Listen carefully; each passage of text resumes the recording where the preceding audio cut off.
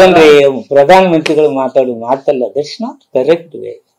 ಏನು ಸಾಕ್ಷಿ ಆಧಾರಗಳೆಲ್ಲ ಪ್ರಧಾನಿ ಕಡೆಯಿಂದ ಮಾತಾಡ್ತಾರೆ, ಅವ್ರು ಮಾತಾಡ್ತಾರಂದ್ರೆ ಇವೆಲ್ಲ ಚುನಾವಣೆಗೆ ಉಪಯೋಗ ಮಾಡ್ಕೊಳ್ತಕ್ಕಂಥ ಶಬ್ದಗಳು.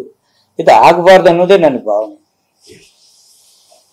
ಸರ್ ಈಗ ಯಾರೇ ಆಗ್ಲಿ ಸರ್, ಈಗ ಒಂದು CL7 CL ಯಾವ್ದೋ ಒಂದು ಮಾಡಕ್ ಹೋಗ್ತಾರೆ ಸರ್, ಟ್ರಾನ್ಸ್ಪರೆನ್ಸಿ ಎಲ್ಲಿದೆ ನಿಮ್ ಇಲಾಖೆಯಲ್ಲಿ ಅಂತ? ಇಲ್ಲ, ಅದನ್ನೇ ನೋಡಿ ಆನ್ಲೈನ್ ಅರ್ಜಿ ಹಾಕೊಂಡಿವಿ. ಹೌದು, ಅಲ್ಲಿ ಇವ್ರಿಗೆ ಬರಬೇಕಾ, ರೂಮ್ ಸೈಜ್ ಏನೈತಿ, ಪಾರ್ಕಿಂಗ್ ಏನೈತಿ, ಈಗ ನೀವು ಏನೇನೋ ದುಡ್ಡು ಹೊಡೆಯುವಂತದ್ದು ಏನೇನೋ ಕಂಡಿದ್ದು ಮಾಡ್ತಾರೆ. ಅದಕ್ಕೆ ಕಠಿಣ ಕ್ರಮ ಏನ್ ಮಾಡ್ಬೇಕು ಅನ್ನೋದು ಸಿಂಪ್ಲಿಫೈ ಮಾಡ್ಲಿಕ್ಕೆ ಒಂದು ಈಗಾಗಲೇ ಚರ್ಚೆ ಆಗೈತೆ. 3 ಸಲ ಚರ್ಚೆ ಮಾಡಿದ್ದೇನೆ, ಇಂಪ್ಲಿಮೆಂಟ್ ಮಾಡ್ತೀನಿ. ಟ್ರಾನ್ಸ್ಪರೆನ್ಸಿ ಮೂಡಿಸೋ ವಿಚಾರದಲ್ಲಿ ಒಂದು ಇದನ್ನೇ ಬಿಡ್ಬೋದಲ್ಲ ಅಂತ, ಅಲ್ಲ ಇಲಾಖೆ ಕಚೇರಿಗಳ ನಾಮಫಲಕ ಹಾಕ್ಬೋದಲ್ಲ, ಇಂತ ಪರವಾನಗಿ ತನಕ ಇಷ್ಟು ಖರ್ಚಾಗುತ್ತೆ ಅಂತ. ಪರವಾನಗಿ ಏನ್ ಖರ್ಚೇನಿದೆ, ಗೌರ್ಮೆಂಟ್ ಫೀಸ್ ತುಂಬಿದ್ರೆ ಮುಗಿತಪ್ಪ. ಅದೇ ಎಷ್ಟಿದೆ ಏನು ಎತ್ತ ಅನ್ನೋದನ್ನ ಹಾಕ್ಬೇಕಲ್ಲ ಸರ್. ಫಲಕ ಹಾಕೋದು ಎಲ್ಲಿ ಹಾಕೋದು?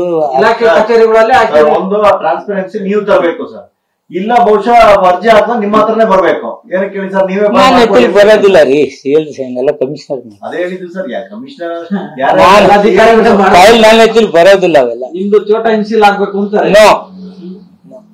ಫೈಲ್ ನನ್ನ ಹತ್ತಿರ ಬರಲ್ಲ. CL7 ಫೈಲ್ ನನ್ನ ಹತ್ತಿರ ಬರಲ್ಲ. ಸರಿ, ಅದು ನಾವು ನೀವು ಕೆಲವು ಸಲಹೆ ಕೊಡಿ, ಅದನ್ನ ಮಾಡೋಣ. ಸಿಂಪ್ಲಿಫೈ ಮಾಡಕ್ ಏನೇನ್ ಮಾಡ್ಬೇಕು ನಿಮ್ಮ ಸಲಹೆ ಚಾಚು ತಪ್ಪದೆ ಅದರಲ್ಲಿ ನಾನು ಇಂಪ್ಲಿಮೆಂಟ್ ಮಾಡ್ತೀನಿ. ಮದ್ಯ ಮಾರಾಟಗಾರರು ಸರ್, ಇದು ಈ ಇಲಾಖೆಗೆ ಸರ್ಕಾರದಿಂದ ಅನುದಾನ ಬರಲ್ಲ, CM ಅಡಿಯಲ್ಲೇ ಇಲಾಖೆ ಕಾರ್ಯನಿರ್ವಹಿಸಲಿ ಅನ್ನುವಂತ ಒಂದು ಡಿಮಾಂಡ್ ಕೂಡ ಇಟ್ಟಿದ್ದಾರೆ. ಅವ್ರ ಅನುಭವ, ಅವ್ರದ್ದೇನೋ ಮಾತು ಹೇಳ್ತಾರೆ, ಅವ್ರ ಸ್ವಂತ ಅಭಿಪ್ರಾಯ. ಅದು ಸರ್ಕಾರ ಅದನ್ನ ಯಾವ ರೀತಿ ಮಾಡ್ಬೇಕು ಮಾಡತ್ತೆ ಬಿಡು. ಅವ್ರ ಅಭಿಪ್ರಾಯ ಹೇಳಕ್ ಏನಿದೆ, ಈ ದೇಶದಲ್ಲಿ ಎಲ್ಲರಿಗೂ ತಮ್ಮ ಅಭಿಪ್ರಾಯ ಹೇಳಕ್ ಸ್ವತಂತ್ರ ಇದೆ. ಅವ್ರು ಹೇಳಿದ್ದಾರೆ, ಅಲ್ಲ. ಆ ನಂತರ ನಾವೇನು ಹೇಳೇ ಇಲ್ಲ ಅಂತೂ ಹೇಳಿದ್ರು. ನಿಮ್ ಮೀಡಿಯಾದಲ್ಲೇ ನೋಡಿದೆ. ಇಲ್ಲ, ನಾವ್ ಹಂಗೇನು ಹೇಳೇ ಇಲ್ಲ ಅಂತ ಹೇಳಿದ್ರು. ಇಲ್ಲ ಅಂತೇಳಿ ಹೇಳಿದಾಗ ಇನ್ನೇನ್ ಹೇಳುದು? ನಾನ್ ಹೇಳೇ ಇಲ್ಲ ಅಂತ ಹೇಳಿದಾಗ ಹೆಂಗ್ ಕೇಸ್